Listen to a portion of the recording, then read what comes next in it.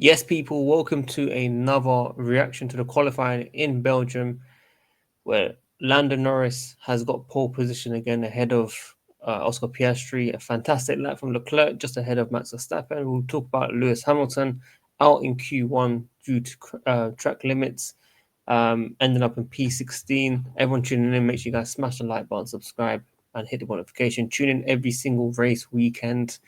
I've got some other content that I want to post on here as well myself. I've been driving a Formula Cita experience car, uh, old school car, really, 20, 30 years ago cars, gear stick on the right. Very, very good experience at Silverstone. I want to post some of the YouTube shorts, some of the clips, and my own vlog, of course, very, very soon. So make sure you guys look out for that. We'll be in Monza in September for the Italian Grand Prix, and also Abu Dhabi, the final race of the season. We'll be vlogging on there. So yeah, we're going to try and expand on this channel, not just reacting to the latest qualifiers and the race and stuff, but we're going to try and add more content over the next couple of years as well. So yeah, come and tune in. Let me know your thoughts on the race. Qualifiers, of course. Lando Norris put in a solid lap yet again. I think Piastri was close, could have got pole very easily. Mistaken Q2, I believe it was. Leclerc getting the best out of the car, beating Max Verstappen by 0.003. And Verstappen, I'm not sure what happened, but I think the first corner had struggled where he should have been fastest on sector one, but was actually down a few tenths already. So the lap was kind of done, the damage was done.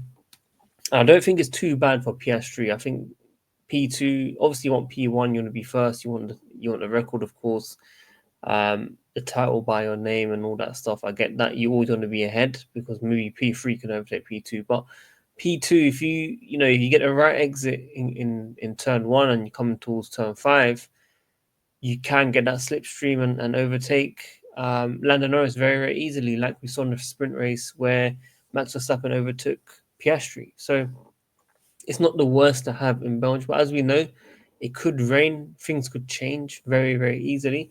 So this race is far from done. I think Norris is very professional. Not saying that he's never been professional, but you can just tell that he wasn't, so excited that he got the pole and stuff. He was just like, yeah, job's done, 50% of the job's done. The weekend's not over. There's a lot to go through tomorrow, and they need to focus. And I think he knows that. Piastri obviously knows that this is not done. They're both focused in different ways. They both got the data, as we heard in the preview and the warm up, that they both are able to see where they're going fast and slow, what are the strengths and weaknesses, what can they improve themselves. And I think that's positive to see a team working together and giving a fair opportunity. But it's a disadvantage that all they're going to do is just eye out what they're doing in each lap, each practice, each qualifying. And I thought Piastri will have this very easily. I thought, after the sprint race, this was kind of his weekend. And I still think it will be his weekend. I think Piastri is fast overall. But Norris has done a phenomenal job. Obviously, in sprint qualifying, a lot of people were worried about how behind it was. But Norris pointed out there was a slipstream that was picked up by Piastri and one or two mistakes from himself. So he wasn't worried about actual qualifying, where this is the most important thing going forward. Now, talking about Lewis Hamilton, under a lot of pressure, of course, yesterday in the sprint qualifying was a bit weird. He locked up the rears. It's never happened in his career. He kind of blamed himself, but we kind of know that the Ferrari is very scrappy with the drive. And obviously, sprint race was just like, as long as you don't crash, there's no problems. We just focus on qualifying. Qualifying came, it was a first poor lap, I'd say. Obviously, was close. Maybe if he was faster by about a tenth or even half a tenth, he could have made it into Q15, P15, so in Q1.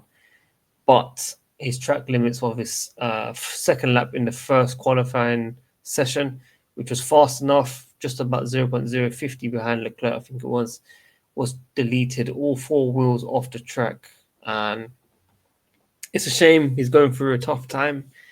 I see a lot of trolls online talking about his wash, his finish, and all this stuff. The car is just horrific to drive. Obviously, Leclerc has got the best out of it, but I think you'll see in the race where he won't last that long. And I'm hoping I'm wrong. I'm hoping something goes Ferrari's way. We know from fourth place, no one's ever won at Spa. Verstappen is the man that can probably change that.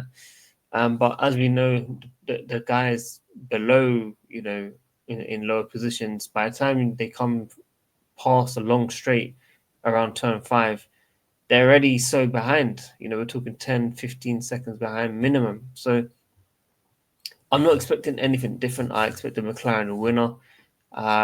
Nico Rosberg obviously asking the questions about the Ferrari, and then say maybe it could be a driving mistake before qualifying about the spin race and stuff. So he's always going to be at it, putting those questions in, putting those assumptions in, and he knows what he's saying. I don't know. Sometimes he's team Lewis, sometimes he's against Lewis, sometimes he's just doing his job, I guess. But it was a bit weird how he acts sometimes, and yeah, he would know about the data situation. Obviously, with him and Lewis Hamilton, they were able to see some things as well. I do believe some of Lewis Hamilton's mechanics or team had to go to Rosberg in his winning championship year. Not sure why.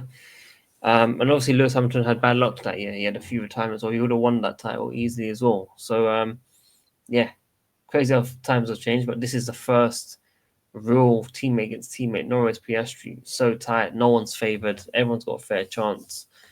And data is shared. So let's see what happens. Let me know what you guys are thinking about that one. Who you think's going to be winning. Big up to Alex Albon as well, getting ahead of George Russell. Sonoda, a decent qualifying as well, 7th. Not too far behind Verstappen, just under 4 tenths, which I think is a massive improvement for himself. He's been under a lot of pressure. Anyone that's coming into that second Red Bull is struggling, and I think now he's starting to pick it up.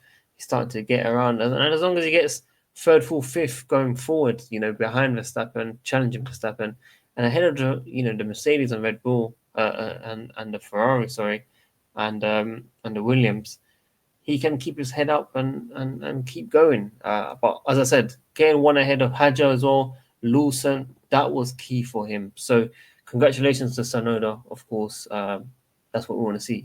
He used to do a fantastic job at the sister team where Hadjar and Lawson is.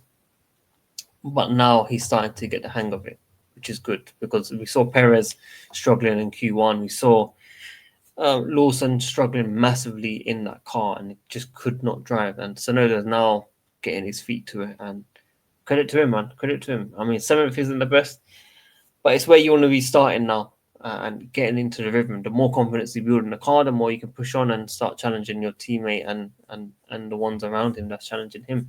So yeah, that's everything from me. Make sure you guys smash the like button, subscribe, hit the notification, tune in every single race weekend. Try and upload tomorrow, but it is my birthday today.